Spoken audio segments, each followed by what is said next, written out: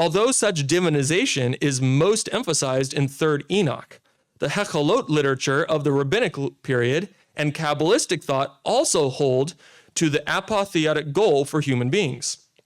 Through exemplary moral qualities and mystical practices, pious Jewish people may ascend on high and unite with the divine.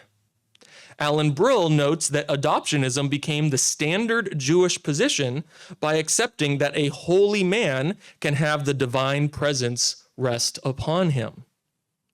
These ideas run counter to the New Testament and may be rebutted similarly to the way the early church handled adoptionism with regard to Jesus. First, it may be emphasized that God is one and his divinity may not be parceled out to others. I am the Lord, that is my name. My glory I give to no other, says God in Isaiah 42:8. Irenaeus emphasizes that God's nature and attributes are united and whole and belong to him alone.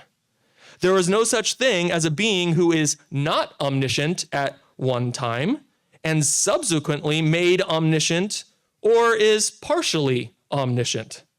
No being that is not God may take on the attributes and roles that distinguish God as God. Second, as Irenaeus does in Against Heresies, and as Hurtado and Bauckham have done in our day, one may make the case that the followers of Jesus from the beginning have held to his unique and full deity, which neither was conferred upon him nor could be conferred upon him. He is divine by nature.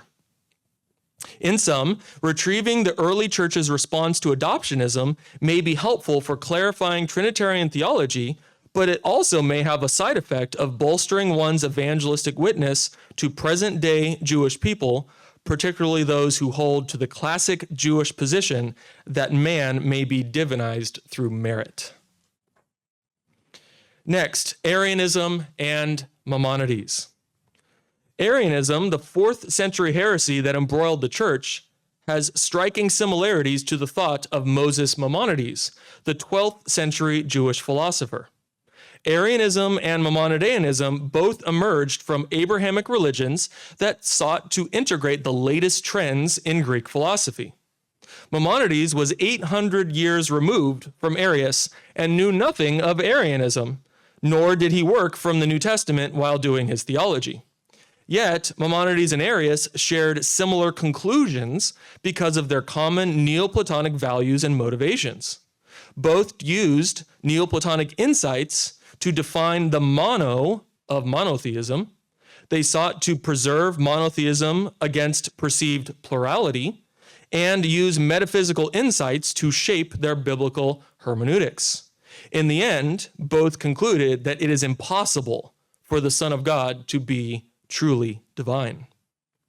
Some decades before Arius's rise to controversy, the Greco-Roman philosopher Plotinus, who lived between 205 and 270, he had reshaped philosophical discourse through his all-encompassing vision of hierarchies streaming from an unknowable, indescribable, simple, ungenerated one at the top of all reality, even residing beyond existence itself. Only this absolutely simple singularity could truly be the source of all else. As the source and as absolute simplicity, no multiplicity could be found within it. Because it was beyond words and beyond conception, the only way to speak of it was silence. These ideas could be found in embryonic form in the earlier Greek philosophers, but Plotinus argued for them with systematic breadth and a certain charm.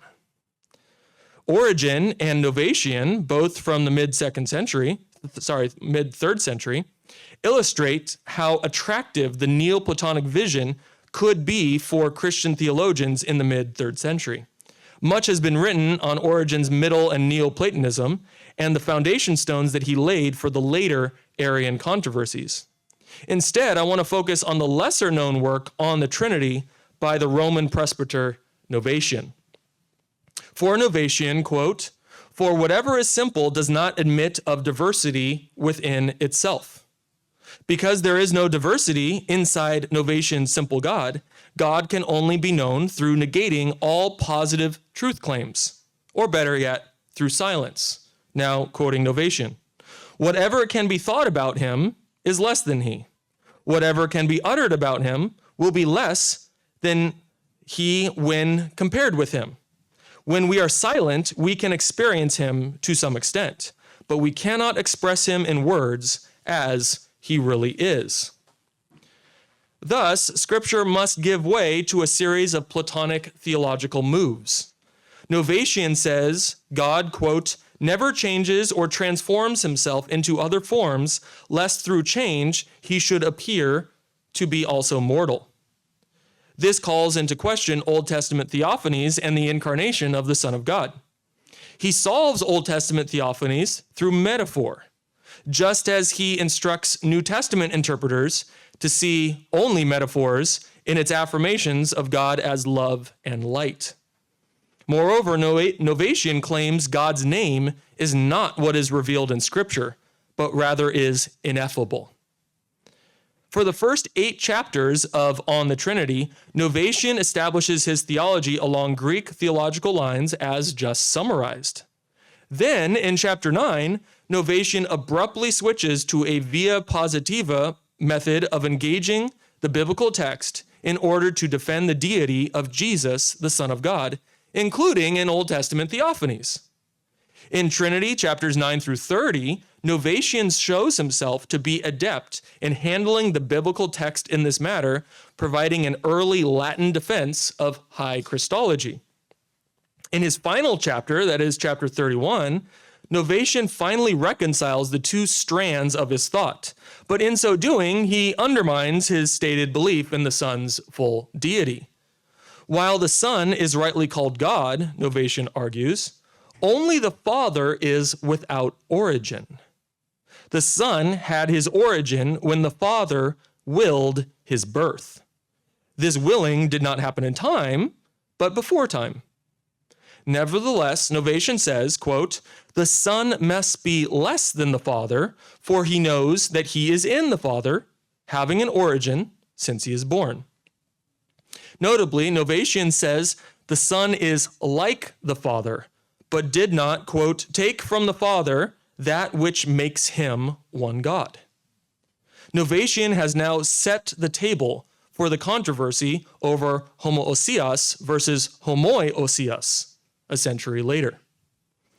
With these Platonic currents making headway in Christian theology in the 3rd century, it is no surprise that someone such as Arius soon arose to sharpen its force.